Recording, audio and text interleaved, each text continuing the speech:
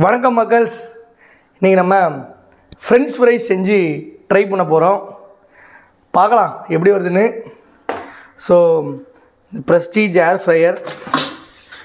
So இதில் வந்து இந்த உள்ளே இருக்கிற அந்த பிளேட் எடுத்துகிட்டு இதர் நம்ம வந்து ஆயிலை ஸ்ப்ரே பண்ணலாம், இல்லைனா இப்படி தடவலாம், நம்ம விருப்பம்தான்.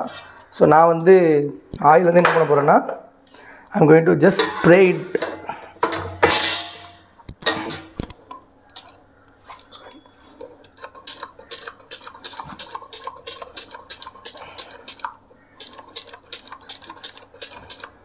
கொஞ்சோண்டு ஆயிலை ஸ்ப்ரே பண்ணிக்கிட்டோம், ஓகேங்களா?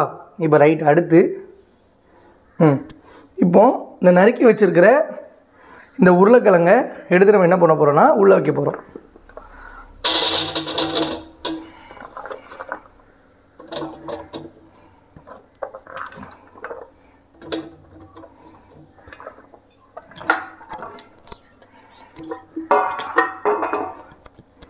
ஓகே, இப்போ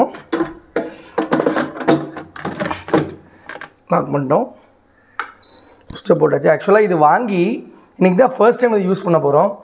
ஸோ இதில் நிறையா இது நான் வாங்கின புதுசுலேருந்து நான் ஆனே பண்ணல. சத்தியமாக இதெல்லாம் எப்படி யூஸ் பண்ணணும்னு எனக்கு தெரியாது. அதனால் பார்க்கலாம் எப்படி வருதுன்னு. இப்போ தான் இந்த பேப்பரை கிழித்தேன்.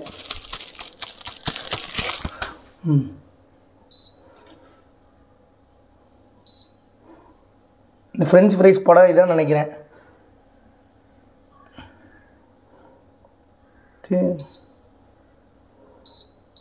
இந்த ஒவ்வொன்றா போகுது. இதான் நினைக்கிறேன். ரைட்டு. ஸோ அதுவே டீப்பாக ஏர் ஃப்ரை பண்ணணும்னு நினைக்கிறேன். ஸோ 200 டிகிரி செல்சியஸில் ஏர் ஃப்ரை பண்ணணும்னு நினைக்கிறேன். பார்க்கலாம் எப்படி வருதுன்னு தெரில, பார்ப்போம். ஸோ 20 மினிட்ஸ் கொடுத்துருக்காங்க.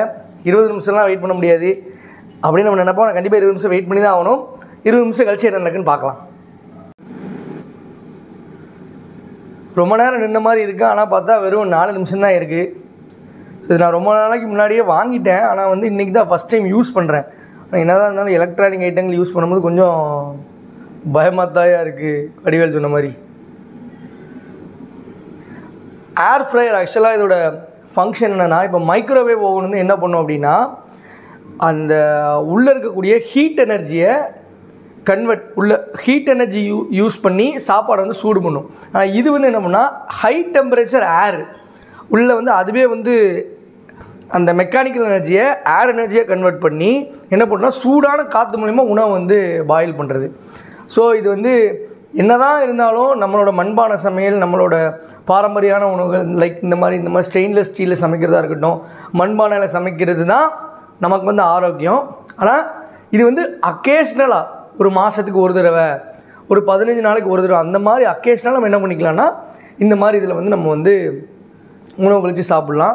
ஸோ ரெகுலராக இதில் வச்சு உணவுகள் சாப்பிட்றது strictly not advisable. Strictly not advisable. ரெகுலராக இதில் வச்சு உணவுகள் வந்து சாப்பிடக்கூடாது. இதில் எந்த ஏர் ஃப்ரையராக இருந்தாலும் ரெகுலராக வச்சு சாப்பிடக்கூடாது. மைக்ரோவேவ் ஓவன்லேயும் ரெகுலராக சாப்பிடக்கூடாது. ஏதோ ஒரு நாள் இல்லை 2 நாள் சாப்பிட்டுக்கலாம். ஸோ இன்னும் 14 மினிட்ஸ் இருக்குது, பார்க்கலாம் எப்படி வருதுன்னு.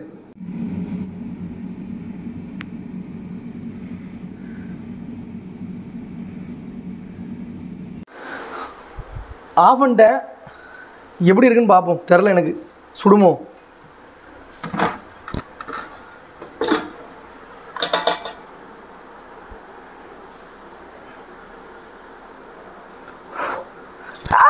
சுடுது.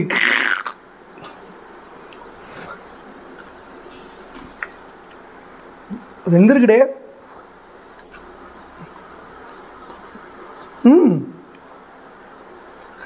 நாங்கள் மசாலா எதுவுமே போடலை, ஏன்னா நமக்கு வந்து மசாலா ஐட்டங்கள் ரொம்ப ஆகாது அப்படிங்கிறனால